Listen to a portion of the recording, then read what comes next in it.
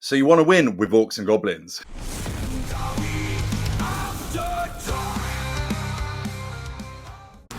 Hello there, welcome back to the channel. It's Richie here from Dawi After Dark. How are all of you today? I am joined today by Dave Brewis, who is, well, one of Team England. So this is going to be a kind of a dual episode. So this is going to be the Road to Worlds, introducing the first one of Team England. And at the same time, this is going to be how to win with orcs and goblins. Hello, mate. How's it going? I'm very good. Good to see you. Pleasure having you on, mate. So you have obviously been doing very well with orcs and goblins. What was it that drew you to this army of absolute madness? I think you've summed it up there. It's absolute madness. I think Orc and Goblin players are just Orc and Goblin players. We can't play anything else just because they're not Orcs and Goblins. Everything's too consistent and Well, works. yeah, although I'd say that this edition is probably the most consistent the orcs and goblins have ever been. Have you played them in a different system before? No, actually, I've always been a fan of them. I actually got into Old World during the launch of Old World. I didn't actually play any of the other editions. Um, I sort of dabbled with Warhammer when I was younger, but obviously it's an expensive hobby, so it never really came to be. Trying to make an Orc and Goblin army with boxes of 5 models just doesn't happen. And it was sort of post-COVID. I was into my contact sports, and then broke my arm very, very badly, which put a curtail to that. I was like, I need a new hobby. So I was like, yeah, I'll get back into Warhammer, and Old World was releasing, so it's the chance to start playing them then, I think. Amazing. It's kind of like a similar story that you see with a lot of players is that they kind of dabbled with it when they were a kid, couldn't really afford it because obviously it was really expensive, and then just kind of jumped back in when they wanted to get an adult hobby, right? I think personally that Warhammer is probably the most accessible it's ever been, especially Old World. Like the battalion boxes are really cheap compared to other games, and also the regiment boxes, like you get so much. Like for those of us who can remember like sixth edition or fifth edition, getting those blister packs of like 2 or 3 metal models when you're trying to make a unit of 30 was a nightmare. So this is definitely a good time for fantasy players. I think it's the 13-year-old me trying to build the old metal Wyvern model that I got for Christmas that just killed all enjoyment in the hobby. I had no context about pinning or anything. So you'd stick it together, and then 2 seconds later it breaks, and you're like, "No, this isn't for me." No, it was the trying to do the metal models that had plastic bits on, like they just Yeah. break. So like the old High Elf Dragon and stuff like that. I can remember having a Malekith model years ago, and that just broke constantly. Right. Anyway, we've kind of meandered away from the point. So you are obviously a very good Orcs and Goblin player. What advice can you give for those out there who are maybe struggling with the Orcs and Goblins, or potentially want to push the Orcs and Goblins to the next level? I think the core concept of Orcs and Goblins now is about sort of picking your battles, knowing what you're good at with a list and your army, and try to take advantage of those. It's the list itself plays the opposite of every other list in the game, so you're using your magic to make your opponent worse at things rather than yourself better half the time. So where Chaos is pumping up a unit with Demonology, you're really trying to attack its toughness, its weapon skill, its armor save as much as humanly possible, so that you can then leverage your units more effectively. So take advantage of what's good in the list. So it's very much a thing of you've got possibly, well, depending on the unit, a lot of your units are worse stats than everything else. So you're trying to level that playing field. Yeah, it's sort of a cheap Groby trick, I think. Like we've played quite a lot. We've played quite a few times, and it's always a fun game. And so your usual tactic, you are a goblin lover, as you are the inventor of the Gobbo star list, running the massive units of goblins. What's the kind of size of the Gobbo star that you like to run? I originally started rolling with sort of 90 in the main unit, but then that was a bit much, so I'm being a lot more respectful now to my opponents and dropping it down to about 86 just to fit points in elsewhere. A nice, reasonable unit size for somebody, and then a couple of friends with 30. So, like you, I'm a true infantry enjoyer. I'm running 150 infantry in my current lists. Fair and balanced Warhammer. Exactly. It's quite funny because you get a lot of people online saying that this is the addition of monsters, it's the addition of cavalry, and infantry are absolutely terrible. Infantry need help, all this kind of stuff. But then there are a few people out there who are just trying to push and break infantry blobs. Obviously, you can do that with tropical mystical pathways and the poison shooting on your goblins as well. So while they can all stand and shoot into the monsters, you've got a really good chance of doing some wounds. And also, I think we're potentially forgetting the hidden tech in the list is the fanatics. Oh, there's nothing hidden. They're right in front of my units half the time.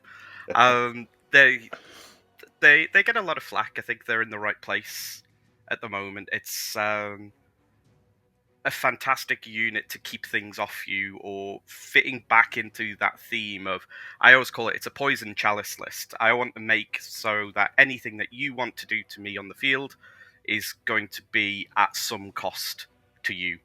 So the fanatics are a great way of keeping people or stopping people from charging for a turn, just to let you position better or position up charges and the like with it. And fanatics are just wonderful for that in a meta which is very much a case of bring small units of very elite cavalry, which are really, really fast, that rely on their armor saves.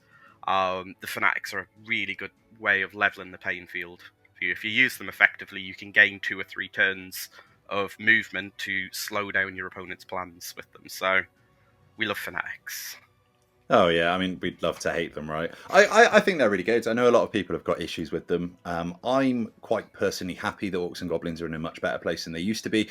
They were very weak in previous editions, so I think it's quite nice that they've got their time in the sun as one of the, I wouldn't say in the top three, but they're definitely up there. Although the list that you're running can very easily deal with the top three lists, I think. It's You've got everything that you need, right? So you've got the poison blob with all of those shots going into large targets. So for those of you out there who don't know, basically they can all shoot a large target because every single model in the unit can draw a line of sight to it. And then as it gets closer to you, you can then release the fanatics. The monster has then got to run through the fanatics. You're doing strength 5, D6 hits each, and then it's going to go back through them when you're in combat with them, and you're getting your stand and shoot from the goblins as well. So it's just it's just a null zone that you create in front of your units, and then with TMP you can actually just zip out and just get miles away so that they can be out of line of sight. And yeah, it's just crazy. They are so horrible to play into with large targets. I'm quite glad personally I don't have any large targets, so I don't really have to worry about that too much. I just have to kind of weather the storm of the of the fanatics coming in, but there's not a lot you can do about that. It's the joy of us playing each other. It's now come down to that we know what each other's doing and how the lists work. That it's who gets the first turn between us. It's, can I set up for a turn, or are you in my face on turn 1? And then we're just rolling dice. Turn 2, right? Game's over. Let's re-roll and go again. Yeah, we actually did that a couple of weeks ago. So I think we had 3 games in the space of about 3/4 of an hour, just because he got first turn, he managed to get his spells off, beat me. I got first turn, managed to get into him turn 2, sorry. And as soon as you can get into the goblins, they start to grumble because they're goblins. Yeah. So you can just smash through them quite quickly. Are there any other things in the Orcs and Goblin book that you think is quite decent? I know you've been showing me some lists of an absolutely massive degenerate Black Orc unit. Do you think there's any teeth in that? Um, I'm not sure. We've both tried the Mega Death Stars with Unbreakable. And we were going down a concept of seeing how we could create a list that would just 10-10 everybody, because you're not going to break it in time. I wouldn't go that big. I think there's enough stuff in the codex that you don't have to go huge with it. I have played a few games that I am sort of Black Orc curious, shall we say, where I'm sort of trying to make them work in a list, and they are very good, but I'm just trying to get them to the point of sort of what does WTC Black Orc list look like? How do you sort of deal with the dragons out there with that sort of list? So I think it is a good list. I think it becomes almost like a 3-2 list at a tournament, with the Black Orc War Boss, who's really, really good on a Wyvern, with a few Night Goblins just to keep people off you. But it's I think the entire Orc and Goblin Codex is just, can you answer the dragon? if you can't answer the dragon, then you can't win with that codex. So I'm not 100% certain if that's going to be the next big thing, but I'm going to try it and see, because it's madness. I mean, who doesn't want to see like 70 Black Orcs in a unit? Yeah, so for anyone who doesn't know, basically we've been trying to come up with like the weirdest and most wonderful of lists lately. So I've been trying massive units of Longbeards with Thorgrim in to make them unbreakable, just so you can sit there and just try not to die. I have found out that from a dwarf perspective, this isn't actually very good. So hopefully, the Orcs and Goblins version could be a bit better than that. Would you not say that maybe like 2 or 3 Wyverns could potentially answer the dragon problem? Uh, so yes, and no at the same time. I do like the double Wyvern list. The problem you have is you have to then go double Black Orc Wyvern to make it work, which is quite a heavy tax on your core, which you kind of need to be spending elsewhere. So you would have to go 2 split units of Black Orcs, which sort of reduces their effectiveness. I know Stan from Forgotten North, another YouTube channel, he loves his double Black Orc Warboss, um, the triple Mangler build that he's got. Um, the issue I see is there's always that thing of, well, now Gobbo Star exists, then that's quite a heavy counter to what they're trying to do with that list as well. So there is quite a lot of that sort of large target. And then Bretonians exist, which just makes me sad with that list, unfortunately. Yeah, the ability just to be able to shut off flying and then just absolutely smash you with Monster Slayer It, it, is it's probably yeah. it's the movement 4 on a Wyvern, so you don't even get like the movement 8 that dragons get to at least march something distance. You turn your Black Orc Wyvern into an infantry model at that point, and then it's just going to get picked off. Mate, you should try playing gyrocopters. Yeah, Literally end up with no move. It'll be exactly the same for the new Cathay Flyer as well, I think. yeah, Although I wonder if that's got like a workaround, because that's a brand new unit, right? So there's probably something that says, oh yeah, by the way, Falconhorn doesn't work on this because it's filled with air. Maybe, I don't know. yeah. I mean, it's just Falconhorn. A Falconhorn chip breaks everything, really. It's like I, as a list, have 0 flyers. I think I'm the only person other than yourself in the world that just 0 flyers in the list, just by list building. We don't care about the Falconhorn, and I still look at that and think, Jesus, I'd quite like a Falconhorn.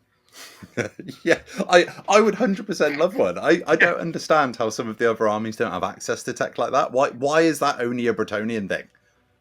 yeah, it's crazy, and it's that thing we've been talking internally about, sort of balances on items and things like that. I think the horn would be an amazing thing if it affected everybody on the board. So then it becomes like a list building decision. You could go a Grail Knight build with loads of errantry, or the other knights that you never see because Peg Knights exist. And then that becomes a list building decision rather than just being a one sided feels bad for people. But yeah, it's a strange one. I'd have a horn in my list. Yeah, I definitely would. Although I'd probably, I don't know actually, because I want people to engage with me. Can you imagine if you're just like, oh, okay, right, we don't go into combat till turn 5 then? We'll shake on a 10-10 right now. Isn't that just 2 dwarf lists playing each other? Yeah, pretty much actually. I mean, what I have found with dwarf lists is whoever doesn't have the rune of the furnace is the one that loses Yeah. normally. So it kind of comes down into like a hero duke out, and who can be more clever with the challenges as well, actually. So if you're playing, while we're talking about mirror matches, if you're playing into a Gobbo style yourself, I will post down below his list that he was running in the last few events, just in case anybody out there wants to pick it up.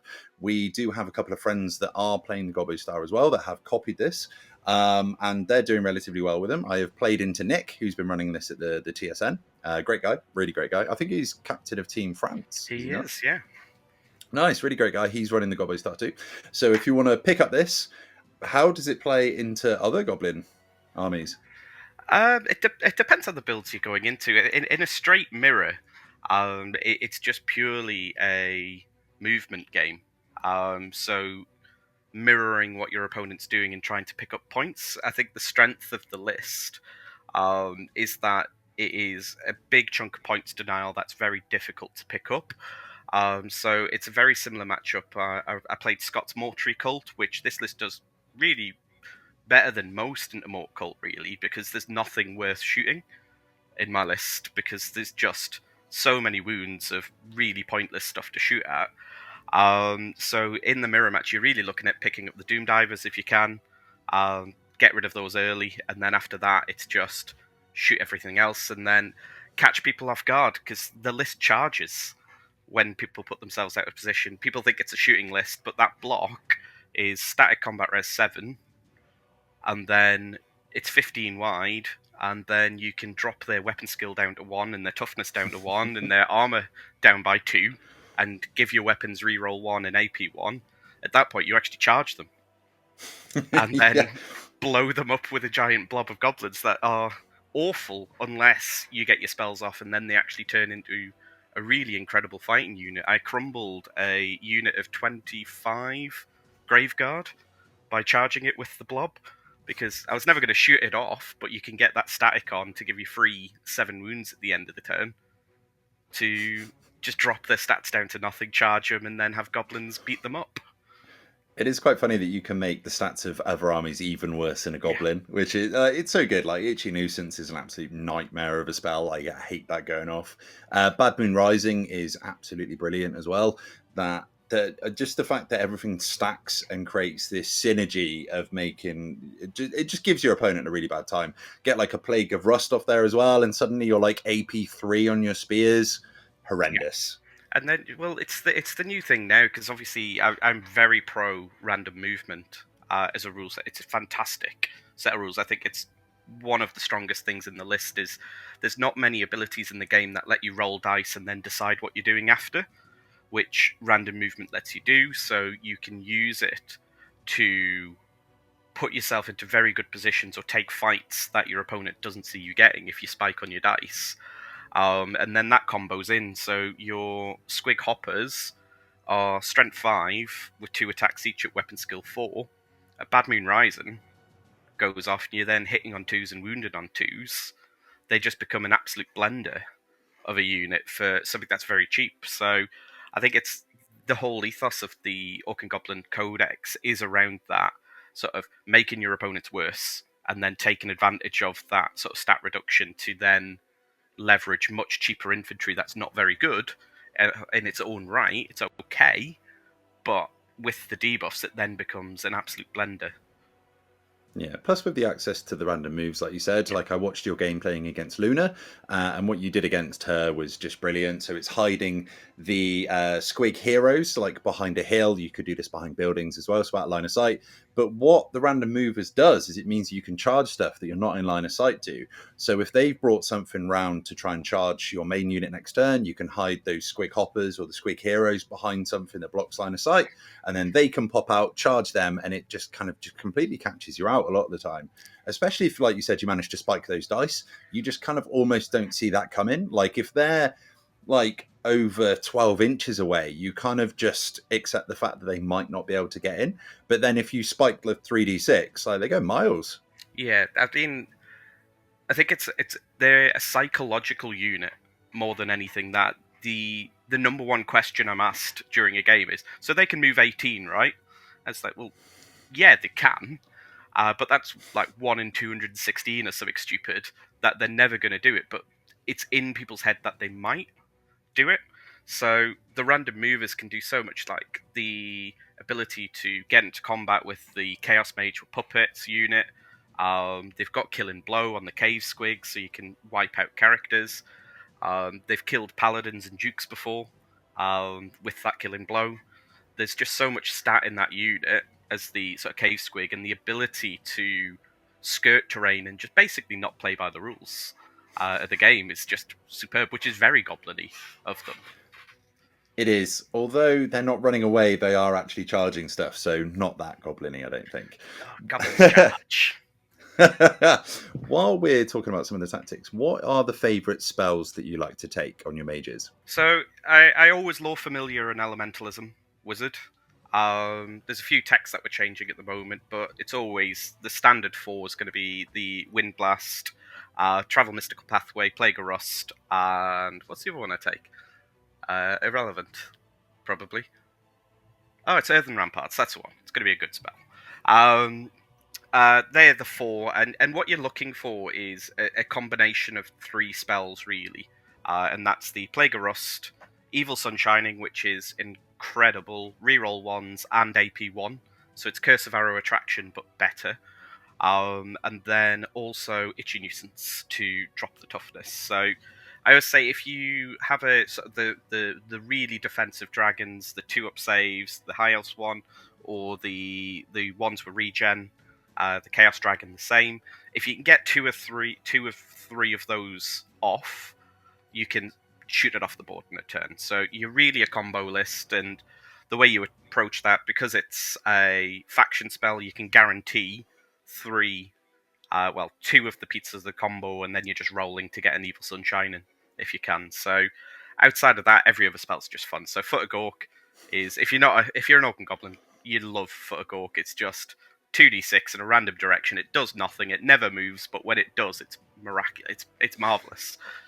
There's just a giant foot stomping around the board doing nothing. But those are your key ones. And then you've got certain matchups. Vindictive Glare is an amazing magic missile. Strength 7, no armor, multi-wounds D3 is brilliant. It picks off dragon ogres. It can finish off dragons if your shooting doesn't do them. So yeah, those are the big ones. And then at the moment, battle. It's just great because the list loves space. So if you've got good chaff clearing spells like Ruby Ring and Fireball and Pillar, just get stuff out of your way so you can basically do what you want. It's all about controlling the board, this list. So those are the big ones. Nice.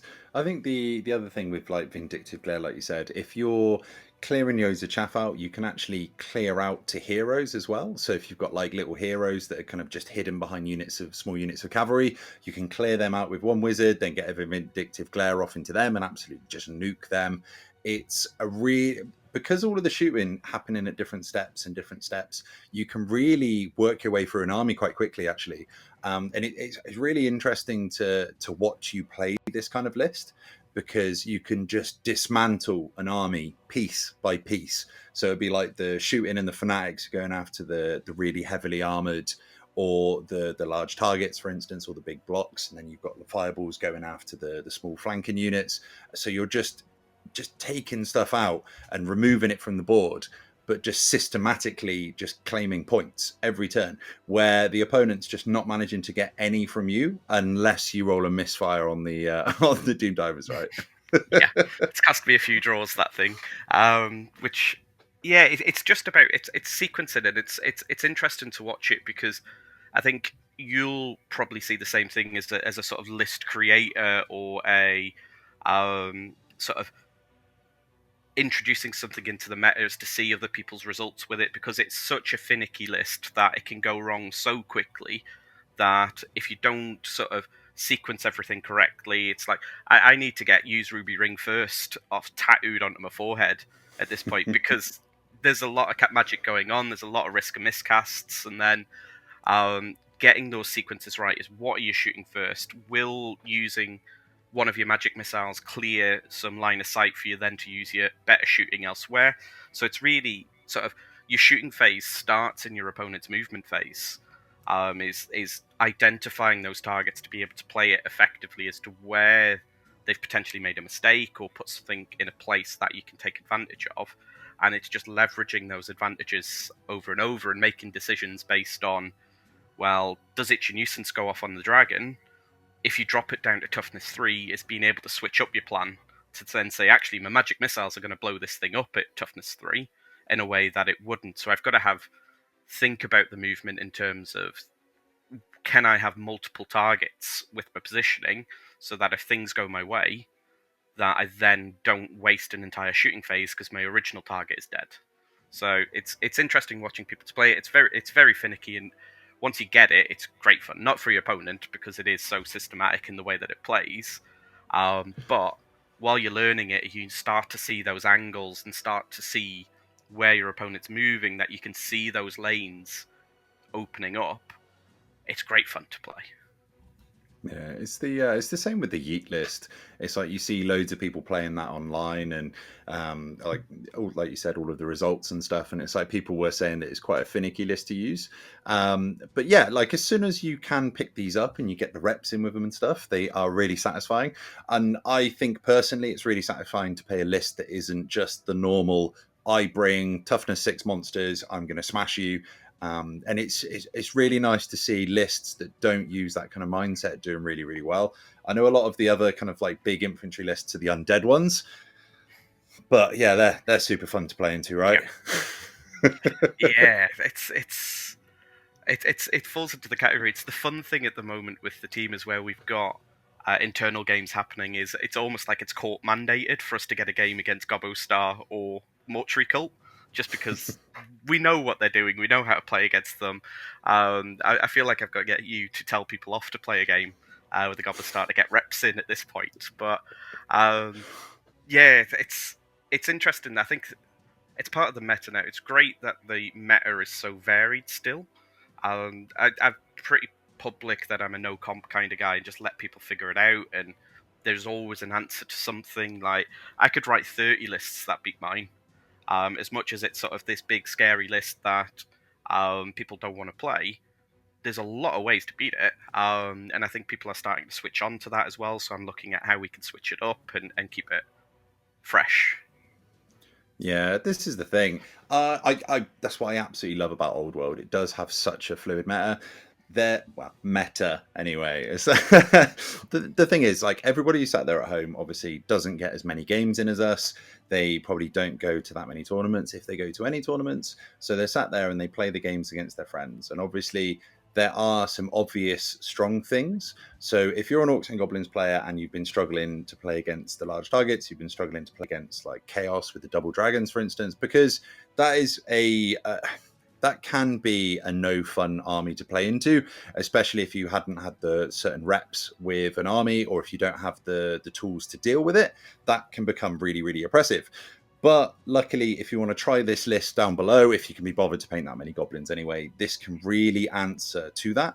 I have seen Dave systematically absolutely smash Steve Toll with his dragon list, like every single time that they play. So this list can 100% deal with the multiple dragons, and it can just absolutely smash them. Like, what turn are you killing all the dragons on normally?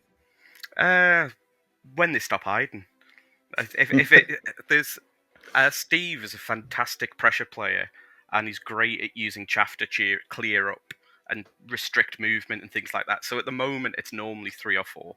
By the time I clear through all the nonsense to pin him down with it, and he's got the puppet as well. So he loves his puppet, the infernal puppet for the people out there, which sounds like it'd be really good against this list. It's more just an annoyance to this list, so it's just clearing everything out to actually be able to get to the dragon. And it depends on what the ruling of Travel Mystical Pathway is as well. If they go wild and use the sort of fully uncomped Travel Mystical Pathway, which they shouldn't, I'll tell everybody that for free. It should be wholly within. Let's have fair games of Warhammer, people. But the uncomped is basically turn one. I can pick it off very, very easily, which is not a fun game for everybody to have. So wholly within, guys. Wholly within. Yeah, uncomp TMP is just absolute madness. For those of you who aren't aware, Tropical Mystical Pathways is basically a spell where you can pick up a unit and move it with. So the wording is within 12, which means that I'll use my phone for this. So imagine you were here, you can move any point as long as one of the models is, or part of the unit or part of the model is within 12 inches of the aura, which then means if you want to run, say, a massive line of goblins, you can touch the opponent's deployment zone turn one and release all of your fanatics straight away. We over here have been playing a comped version of this, which is wholly within, which means basically that every model can only move about 12, basically. And that's probably about the only comp I do actually like. That and potentially Rule of Three. I'm still out on that one a little bit. Yeah, it's just better for the game. Like as a person who uses it, and it's part of the way that the list works. It is way too good to exist in its uncomped status. It should be wholly within. That makes it an interesting game. You can still move loads with the unit. It's really, really good. It's really flexible. But the uncomped version is just, it's almost that thing. You can't win best sportsman if you're using uncomped TMP, because you start the conversation with, that's a beautiful dragon. It's an amazing paint job. You've done great. Now pick it up and take it off the board. I've just done 38 wounds to it in a turn. Yeah, my issue with the uncomp TMP is just the fact that it's just so obnoxious to be able to just jump out of charge arcs. Like, so you're coming towards this massive unit. It's the same with Mortuary Cult. Is you're getting there, you've spent all game trying to get there, you've been dodging pillars, you've been dodging miasma. As soon as you get there, you're like, right, this is going to be glorious now. And suddenly they're behind you. And you're just like, brilliant. And then you spend the rest of the game turning around, not being able to stop it because they got plus infinity to cast. It's a nightmare. Yeah, I agree. As I say, it's great fun because if you can see lines of play, it can be weird what it can do, but it shouldn't be that. I've been playing it wholly within internally. I've been playing it in events in the UK where we have it at that sort of ruling on it, and the list works fine. We're still winning events with it. It just stops it being really, really obnoxious, and it's a two-player game. At the end of the day, as much as you're in a tournament, it's that sort of thing of trying to keep it fair and make it that you're winning because of a list building decision or decisions during the game, not just I can move this, because I think it's 48 inches or something crazy. I can move the blob because it's really long, it's really wide, it's got so much sort of surface area that you can get crazy moves off, which doesn't feel great. No. I've said this on stream before. So when you go to a game, you kind of enter into this social contract with the person you're playing against, where you both want to have a good time, right? Like you've spent absolutely hours painting all your models, doing all your research, making your list. You've been having a great time. You've been telling everyone you're going to go to this event and you're going to have a brilliant time and maybe make some friends. You get there, and you do not want that other person to have a shit time. This is a stereotype from other gaming systems or from times past. In tournaments at the moment, most, and I would say 95% of people that I play against are really, really sound. A lot of them that I've played against are now like really, really good friends of mine. And I feel it's a stereotype and also a mindset we need to get past. You don't have to be an asshole to be competitive. You can have a good time and you can give your opponent a good game. And I think that's really, really important. And that is something that we wanted to make as part of Team England. And I think it's everyone that we've chosen to be on the team. Well, everyone that got voted in anyway is that kind of mindset as well. And that's really good to see. Yeah, I think you could expand on that as well because I think it's important. The thing I'm obsessed with about trying to get into Old World is the concept of the Rule Zero conversation from Magic the Gathering Commander. I'm not a Magic Gathering player myself, but it's that idea of just have a conversation before the game, and say, oh, I'm looking for a really sort of casual game. I just want to roll some dice. Send each other lists, have the chat beforehand, and sort of make that an experience. Because the Gobbo Star is not a list to bring to your casual game night. It is really, really tuned, competitive list that's there to try to win games. But have that chat beforehand because the evil people that bring Mort Cult to club night is just they need to be stopped. Yeah, no, they definitely do. This list that we've been talking about tonight is pretty much only for competitive play, unless one of your mates at the local club has been running like triple dragons or any kind of any kind of Tomb Kings, right? But yeah, this is for competitive games, and we probably wouldn't suggest playing it against your mates. It can have a few feel bads, I think. It is a very, very strong list.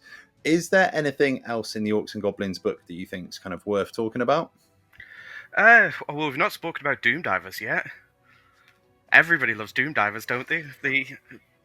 I'm No, sure no, you're no. delighted to say that the most accurate artillery in the game belongs to a Groby. That's coming out of your mouth, is it? It just winds me up. It winds me up. The fact that they are ballistic skill 3, which is exactly the same as the dwarves, and the fact that you can then rejig where you're going to go. Like, I fully understand that they've got wings and they fly back, but you should be just, I don't know, ballistic skill 0 potentially. I I don't mean, know. Like, they are ballistic skill 0. You can't use it. You get D3 back on a hit with those guys, so they are slightly less accurate. than a dwarf, but then they're the best snipers in the game. They're so much fun. I think I played Tom Carley and hit his Great Bray Shaman on turn 1 and blew it up with a perfect Doom Diver. So those are the absolute linchpin. They force your opponent forward because they are so accurate. They're a strength 8, D3 plus 1, AP 3, stone thrower, but then get to correct D3 in any direction after they scatter. And after the latest FAQ, you can pick out characters with character protection with them if you roll the right D3 going in. So you're always just chancing your arm. It's like a casino list. You're always rolling the dice to see if you can spike. And yeah, I love Doom Divers. Doom Divers is the best thing in the book. They really wind me up. They really wind me up. Because in an artillery battle off, you're always going to win against other armies. Well, potentially not the great cannons. Like the great cannons will probably get you first, right? No, I hide them behind a hill.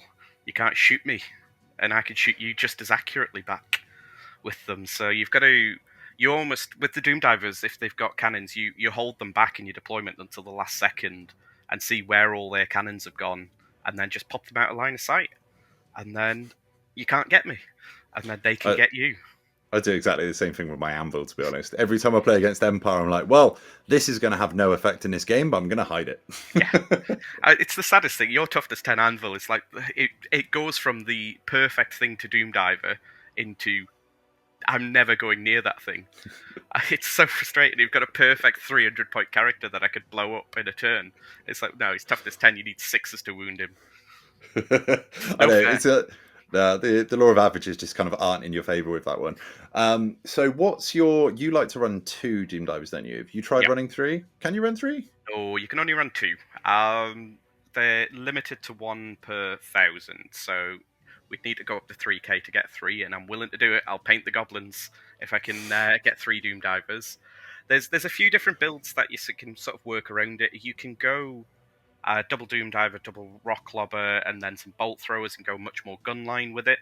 That for me is a bit too passive a play style. I don't like gunline anyway, because gunline is always just I take 3 turns and I pick up 60 goblins and then I kill you as a game. So it doesn't really gel with my sort of play style, and I think my strengths as a player is around that movement and seeing the lines and sort of having really crisp movement phases that give very little opportunities to my opponent, which that sort of gunline build, I think there is a build in it, but it's just very passive. And I think with the game being so quick with Arcane Urgency and Travel Mystical Pathway and a lot of the abilities, Infernal Gateway, I didn't know you could move after that one. So surely there's a spell for a dragon on that. So yeah, I think it's just a bit too passive, but then you can have a war mage babysit all your bolt throwers and your stone throwers and give them Evil Sunshine and to get the reroll 1s to hit and an extra AP. So I think there is a build there. I just think for competitive play, it's just a bit too passive. It lets your opponent take control of the board, and if they control the board, they get to dictate the time of when things happen, which you don't want to do. No, 100%. I think everything's a little bit too fast. Like, even my dwarf unit could move 24 or 27 inches. So you've got 1 turn of shooting with all that artillery before a lot of armies are going to be on you. Like, there's a lot of stuff that's going to hit you turn 2 now, especially if you've got an artillery gun line. If you were playing like pure combat armies or kind of like denialists and stuff, you probably wouldn't be rushing into each other. You'd be kind of working out the best angles to go. But against a gun line, you just charge them, don't you? Yeah. Like, you don't even think about it. Gunline is just, I just welly everything forward turn 1 as fast as it can, and then do the same thing turn 2, and then see what survives. Because if it's something, you're done. It's the problem with that list. It's almost like it's gunline. Don't take that to your friendly club night either, because it's that thing of your opponent has a great game for 3 turns, and then you have a great turn for 3 turns, and there's no point where you're both having a great time. So I'm anti-gunline as a policy. So yeah, this is exactly why I've dropped the gyrocopter lists. I'm just not gonna run him. I don't think I haven't been to that version you ran where I rolled doubles on like 5 out of 6 fanatics and just gave up on life. Yeah, that was hilarious. So while we're talking about fanatics, actually, Yep. what is your tactics with the fanatics? Are you putting them like equally spaced along the unit? Are you going to clump them all together and then charge out through, or you just kind of like create null zones? What's your kind of your tactics with them? Oof, I think we could do a 6-hour video on using fanatics, because the answer is it depends entirely on who you're playing and what's happening. I think the entire concept of the list, especially against faster lists, is you want to be skirting around charge ranges for as long as possible. So force them to come into your range. I tend to run, depending on who I'm playing against, the goblin units in marching column, except for the big one, obviously. And that can give you a 12-inch move to almost. It's almost like a counter charge. They come forwards, get into your range, then you bring them forward, your goblin unit, and then you're releasing them in their turn, so that they would have to charge through them. If they don't, it just slows them down for another turn for your magic, and you're shooting to take over the game that way. So you're looking about sort of making things that would be obvious for your opponent to do to then become awful, because a unit of goblins will crumble to anything charging it, but that unit's got to take 3d6 strength 5 hits on the way through, and then you can then take another 3d6 as they come back through you again. And then it's all about, depending on the list, using fleas effectively. So true goblin tactics of running away. I think I caught you out on that one game one when I ran away with the big block through the fanatics because your short legs couldn't catch me. So using tactical fleas and knowing that just because something's charging you, roll the dice. You might get away. The unit is going to die if they get into the charge, so why not try the flea and see if you can get away, or use baited charges to drag people into positions that they wouldn't normally be. So if you flee a charge, and that charge just so happens to put that unit directly in front of 90 goblins with shortbow and poison, it doesn't matter what the unit is, it's going to have a rough day. So you're using the cheap units of goblins to first hit them with the fanatics, then you're using the flea to dictate their movement for that turn, and that can then set up angles for you to take advantage of, because charging's great because you get to kill things, but then it also puts you into different positions when you do it. Oh yeah, yeah, for sure. I really like the way that you do it with, like you said, you kind of draw them into an area that they don't want to be in, cause a flee, like because obviously your units of 30 aren't really worth that many points. So if they flee off the board, who cares? But then suddenly there's a unit that's completely out of place, probably pointing the wrong direction, and then there's going to be loads of fanatics going into it because you'd have released the fanatics of the unit that's getting charged before it fled. It's just a really nice tactic, and it's something that a lot of people haven't been using when I've played into Goblin players before. And I think that's a really, really strong tactic. Just kind of baiting people into these charges and then just being like, bye, now you can take all of the fanatics. It's so good. And I think it's that thing of, the way to think about the list is it's gonna die if you get a lance of knights into a unit of goblins. That unit is dead anyway. So why not chance the dice? It's guaranteed to be dead if you stand for the charge. But if you flee, you might spike and get 11 inches, and then they might fail. Or even if they do catch you, the normal thing is I position the big unit so that a 7-inch flee, so your rough average of what you're going to flee, would then drag them into a position that they don't want to be. So Mm-hmm. you're setting up multiple reasons for them not to charge. And if they do charge, great, you take advantage of that. And if they don't, great, they're not charging you, which means you've got another turn to bring those goblins back and put them into another position to draw out charges and keep using them, because you can have a bunch of squig bosses with rallying cry, which are really, really cheap, and then you've got the potential of getting at least leadership 8 from an orc onto them. So you can have multiple rerolls to bring them back into the game, and even without it, like, you roll enough dice, you'll eventually roll a 4. Yeah. No, 100%. Right. To be fair, we could probably talk about goblins all day, every day. But thank you very much for coming on, mate. I think I'm going to have to get you back on to talk about some orcs at some point as well, I think. An orc? What? What's that? Although Goddamn orcs! I have one orc in my list. I'm very equal opportunities. We bring him along. He provides a leadership bubble. We really like him. I did notice there was the Age of Sigmar released an orc that's wearing black robes. It's like that's next on my list to bring into the list because that is an orc that thinks he's a night goblin, which is very much on brand for me. I love him. I love it, mate. Right, thank you very much for coming on, mate. Hopefully this will be able to help those players out there that want to pick up the Gobbo Star. The list will be down in the comments pinned below. Thank you so much for coming on, Dave, and I will see you on the next one. Absolute pleasure. Goodbye.